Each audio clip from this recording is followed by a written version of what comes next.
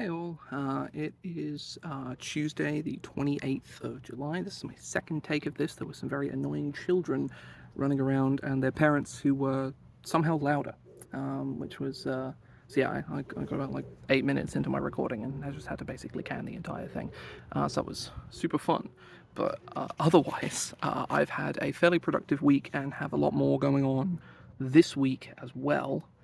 As of today, I finished the writing portion of this month's one-page adventure, the Hyperborean Colossus. This is the closest I've gotten to not finishing an adventure, a monthly adventure on time. I really, really need, like, next month. No, I have NGC next month. I can't be like, oh, I'm going to write 2 one-page adventures next month. Like, I don't think I'm going to be able to do that. I have prep for NGC to do, and that's so much more important. But I'm going to try, if I can, to do that.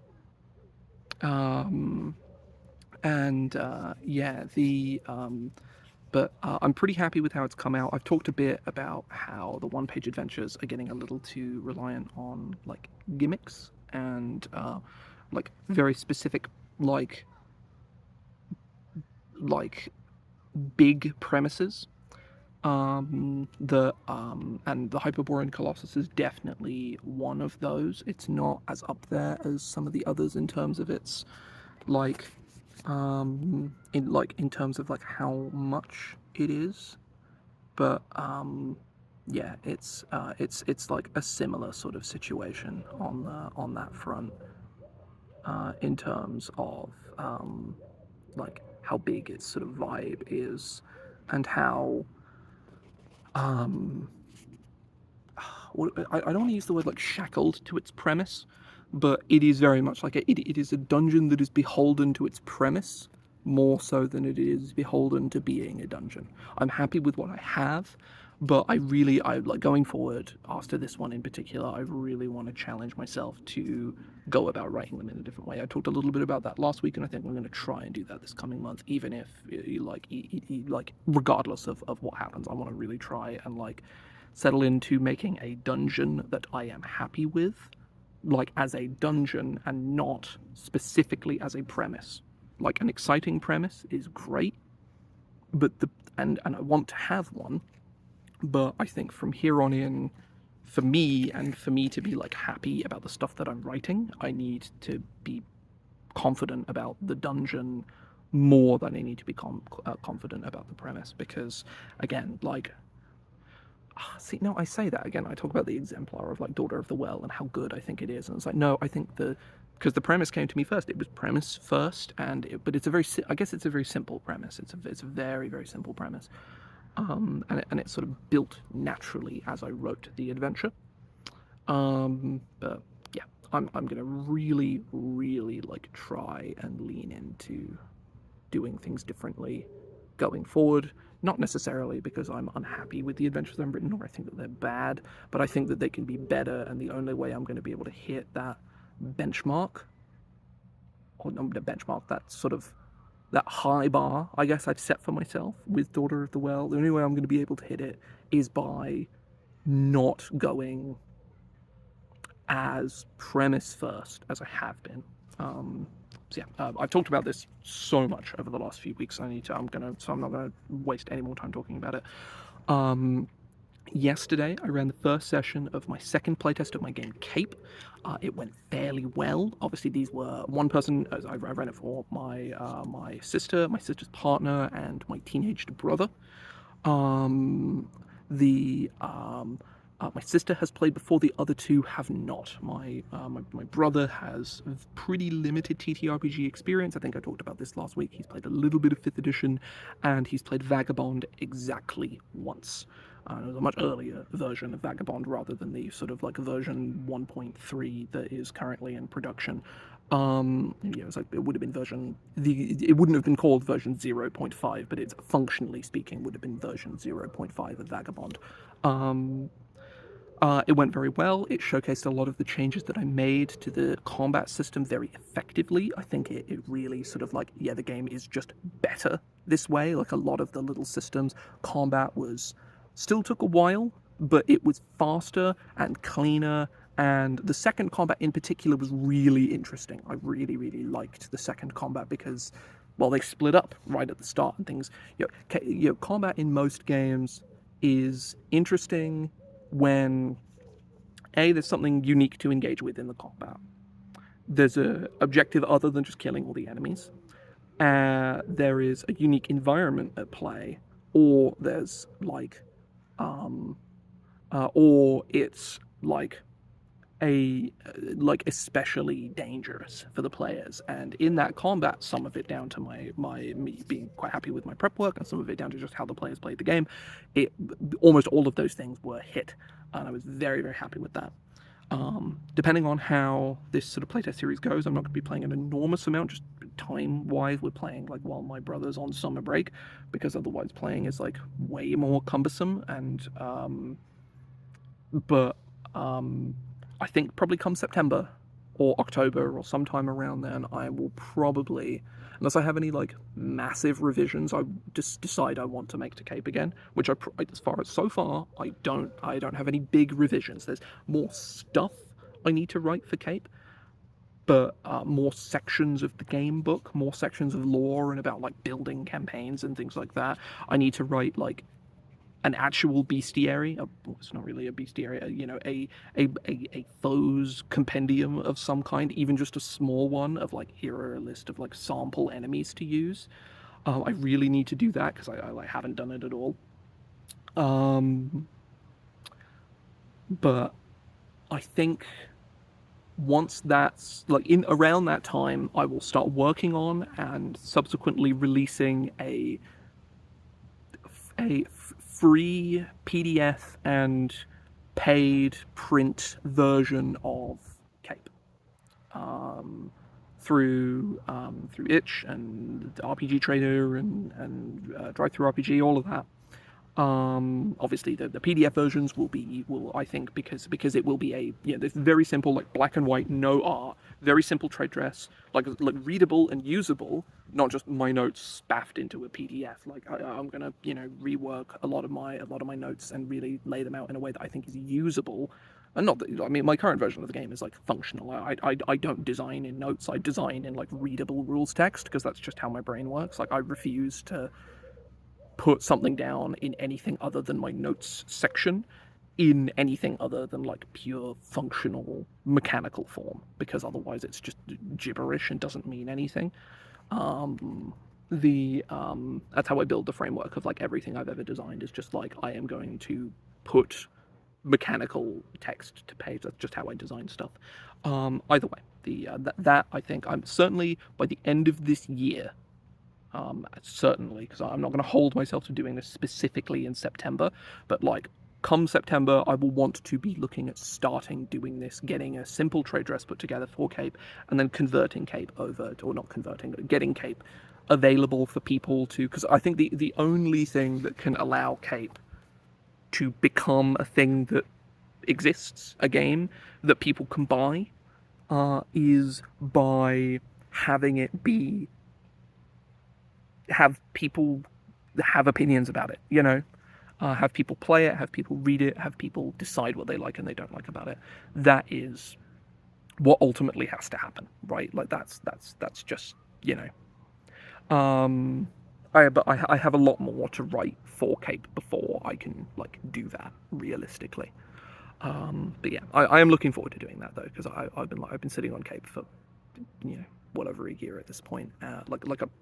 Obviously this new version of CAPE I wrote quite recently, but it isn't enormously different from version 1 of CAPE, version 0.1 even. This version I'm out on right now is what I would call version 0. There was a version 0.1 of CAPE, there was a version 0.115 of CAPE that was sort of the updated version during that first playtest, and this current version is version 0.2. There may well be a version 0.25, maybe even a version 0.3 that gets released publicly. But in either case, that is kind of what I'm hoping for. I'm hoping to do that this year. That's a decision I've made now, like in the process of like recording this and getting ready to record this, but I think that's what I want to do. Because the only way this game is, I do not have them, especially now for reasons. I do not have the money to, or the time, I cannot afford on any level to say, yeah, I'm gonna drop several grand on art and marketing and a bunch of other like professional input on this game until I get the eyes of the public on it. Here and there I will share it about however I personally would find least annoying. I think anybody who has marketed their own things before kind of knows what I'm talking about. A lot of marketing is really obnoxious and irritating, and there's a sweet spot of it. There's like a little sweet spot. But yeah, that's kind of where I'm at with CAPE. I'm pretty happy with how the playtest went. It was good.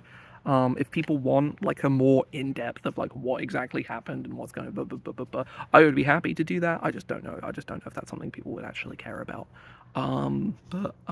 Yeah. Tomorrow, thing number 3. Tomorrow, more playtesting because I'm finishing the second playtest of the Spire that sinks. We probably could have finished the last time we played, and benefit hindsight, kind of wish we had. But we're rescheduled for tomorrow. We're probably only going to play for like 2 hours as they finish the adventure. I'm hoping anyway. I should hope it doesn't take longer than that. If it's 2.5, then so be it. But if it's like 3, I'm gonna be like, goddamn. Yeah, I'm hopefully gonna get some useful feedback from people on that. I made a few changes to the adventure based on the first half of that playtest as well. Like me and AJ sat down and like talked about various bits and pieces. But yeah, that's the stuff I have going on work-wise right now. But the other thing that is I'm working on I'm working on this novel I'm editing for somebody. I'm working on Wonder Guard piecemeal here and there. I had an idea for a spell this morning, or to change a spell I'd already designed because I realized it being the level that it is way too low. It needs to be way higher.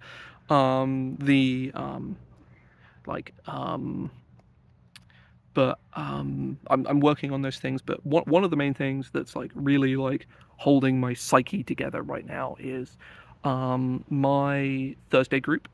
I have an ongoing campaign in my Thursday group. They are, as I have described to them, they are probably just over 2/3 of the way through the campaign. The campaign has been going for just over a year at this point. I expect the campaign's full length to be totaling about 2 years. And I think I've said this publicly somewhere before, but probably not on one of these. My ideal campaign length is 1 year to like 20 months is like my sweet spot. Like the closer it is to like that, like 12 to 14 months is like, that's exactly how long you want your campaign to be. Because the likelihood of player and GM burnout in that time frame this is for a weekly game specifically, like a weekly 3 to 4 hour kind of game. I guess in my case, for this group in particular, it's like 2.5 to 3.5 hour game. But like in either case, that 1 year mark, every month you go after 1 year, burnout becomes more and more likely from everybody involved. Look at giant ass bug, goddamn, it was fucking massive, Jesus. But it becomes more and more likely, and I'm not at that point with this game. I don't think I'm going to be, because I'm doing a lot of things that I'm very happy with, and it's keeping the game very fresh for me. I'm doing a lot of dungeon design, which I typically don't do in games that I run, because dungeon designing for 5e in the past, the way I used to do it, basically, if you write dungeons the way Wizards of the Coast does, you're going to have a bad time because they're bad at writing dungeons. And the format for them is terrible.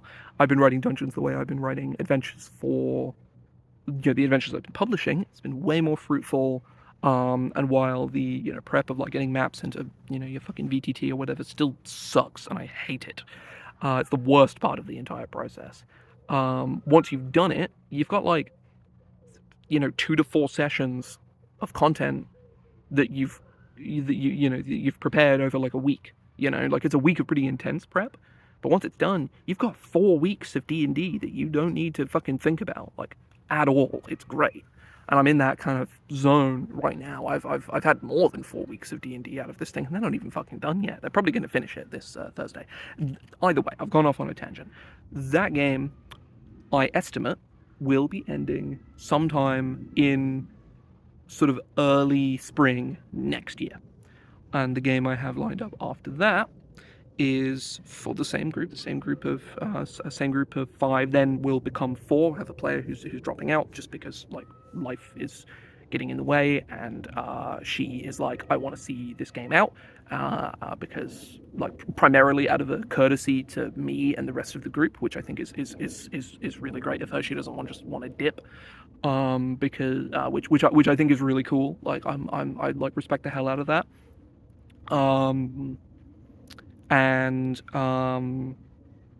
Yeah, that group will be doing a campaign about traveling the material planes. I'm running D&D 5e for that group, and I have always been transfixed in a way by the spell Dream of the Blue Veil from Tasha's Cauldron of Everything. I am a I know this is I am a staunch, oh Jesus fucking Christ, man, fucking hate bugs, man. This is what I get for like I'm sitting on stairs right now because I wanted to avoid those like children, but also like it's summer. I'm getting jump scared like constantly, man. What the fuck? There is like that right there is you probably got jump scared too, so you know that's we can both be jump scared together, I guess. Because I don't fucking edit these, so I'm not cutting that out. I can't. I literally don't have the software to. I literally, if my take gets fucked up with these, I have to start again. And I'm 16 minutes into this, and I have to go shopping, so I'm not starting this take again. I'm not fucking doing that. I've already done it once. What the fuck was I saying? Yes, the spell Dream of the Blue Veil. I am a defender of Tasha's Cauldron of Everything. I personally believe, much to the chagrin of anybody I say it to, that Tasha's Cauldron of Everything is the most interesting piece of design that Wizards of the Coast ever produced. It is the stepping stone I wanted to see to making 5e character options actually interesting. And yeah, they had 2 very big cleric-shaped misses in that book, but basically all the rest of the player content in that book is like slam dunk. It's phenomenal. Bug again. And Dream of the Blue Veil is certainly one of those spells. I think it's fascinating. I love the way it's designed. I love the way it's limited. Like it's a spell that can completely break campaigns, but it's uncastable unless your GM gives you the means to do so. And my players have played with Dream of the Blue Veil once before as like an end goal as part of a major campaign. I say a major campaign. It was actually quite a short one, but it was a major end goal of one of the characters to basically go home to her original plane. And that was the wizard in the party learned Dream of the Blue Veil with aid of another wizard ally that the characters knew. They were both conjuration wizards. They learned the spell together using this powerful tome that they acquired for him, this other wizard, very early on in the adventure, and he was an ally of theirs for basically the entire campaign. And I want to write a campaign about exploring material planes. This is a play group that has existed. There are multiple players in that group have been in that group. Of the 4 players who will be in this game, 2 of them I have been playing in this group for, by that point, by the time this new game starts, for over 11 years. And so they have a lot of campaigns, a lot of history to look back on, a lot of places they're going to want to see again. And even the newer players have other places they're passionate about and can make characters from planes that they get to make themselves. That's the thing. I have 2 players so far. AJ being one of them, in fact, has we're very early days on concept. We're sort of working together on that. But one of my other players, who's been in the group for 11 years, sent me the few pages of notes she had on the campaign setting or the plane she had that her character was from. It was fucking so sick. It was so fucking sick. But working on those planes, the new ones in particular, the fun ones. Going back and reworking old planes is going to be a little more arduous, going to be a little more challenging, because there's a lot of very old stuff I'm not happy with. I have to find a way to deal with or subtly write out in some way. I've written a good chunk on one of them, and I've written a lot about the other one. So much, in fact, that I literally on the way to come and film this, I picked this thing up. I did not expect it to be this long. It is. I believe some of it is illustrated, but this is a history book about, or a series of essays about the Etruscans, who are like Iron Age era Italians, effectively from Tuscany. Functionally speaking, they were like peers to the Greeks and the Carthaginians, I believe. And because I have a setting that was written by one of the other players in that group for a previous campaign, and for a previous character in another campaign, and I want to use it. I think it's cool, but the notes that he gave me were very liminal. It's like a dark fantasy kind of vibe setting with extremely aggressively Greek naming schemes, and I'm like, okay, right, I can work with this. I can look at all these other Iron Age like societies, like Mediterranean Iron Age societies, and build a world with that as a core inspiration. And I've had a really good time doing that. I've written so much about this fucking world. It's really, really cool. And yeah, I have this. I'm not sure how much of this thing I'm going to use, because I was, again, I I remember reading the summary of it, and I've like just gotten a library card. I haven't had a library card since I was like 7, and using their website and going on there, I didn't realize that I was like, oh, where's the, there was no category that listed the page number, and turns out it's in collation and just lists a number and doesn't say pages. So I only worked that out after the fact, because this thing's 300 pages, but I saw it was like 8 essays, and I was like, oh, that's like gonna be like, I don't know, like 100 pages. Like, like I've read speculative historical essays before. Like, I've read a couple of those, and they're usually like 10 to 20 pages a pop. No, this one's these are going to be long, and I'm not sure how useful they're going to be, but I am excited because there's not a lot about like the Etruscans that I could find, like good information about the Etruscans online. I'm sure there is if I dug hard enough, but I thought, I just got this fucking library card. I mostly use it for printing because I don't own a printer, because printers are the devil, and I hate printers with every fiber of my soul, and I would rather deal with somebody else's printer, because other people's printers always work. My printer never works. Hate printers. And even then, the reason I got the card is because my library's printer's USB drive is broken, so I had to get a library card. While I was, I went in and I had to get a library card and use their computer instead, which was fine for the record. I didn't, it was a extremely minor inconvenience, like so minor it just did not matter. But like, yeah, it was a very funny situation to end up in, where now I have this, I have this. Well, again, I have this giant fucking book on. Like a giant fucking book on the Etruscans for some reason, which I'm looking forward to reading, I think. I don't know. But yeah, that's where I'm at right now. I got obviously this playtest this week. I got more work on. I need to order mix and proofs of stuff for NGC, but I also, like, AJ's getting really close to finishing the art for the Spire that sinks, so if I can order all of those things at once, it will cost me less money. So I'm kind of putting it off at this point. I was like, oh, I'm going to do it in the last week of July, and now it's the last week of July, and I really don't have time to do it, and I do, but I'm not sure if I want to. But yeah, I need to go order mix and proofs, and it's probably actually... Man, Magpie is so loud. Jump scared like constantly in this, goddamn. But yeah, that's gonna be happening. Spire that sinks. Fingers crossed. So far, it's looking probable that it is going to be available.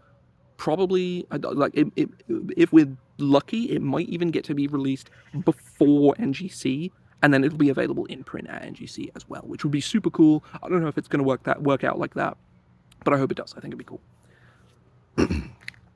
But yeah, I'm going to head off here because I've been doing this for 25 minutes, technically for like 35 minutes, because the first recording I did of this was like 7 minutes. And the magpies are getting louder anyway, so I'm going to head off here. I'll hopefully be back next Monday. And hopefully I won't be dead from all the stuff I have going on this week. I've got to, like, I got to be But tomorrow's going to be 32 degrees. I got to like leave the house. I've got like several things to do tomorrow. It's not going to be fun. But yeah, I'll hopefully see people next Monday.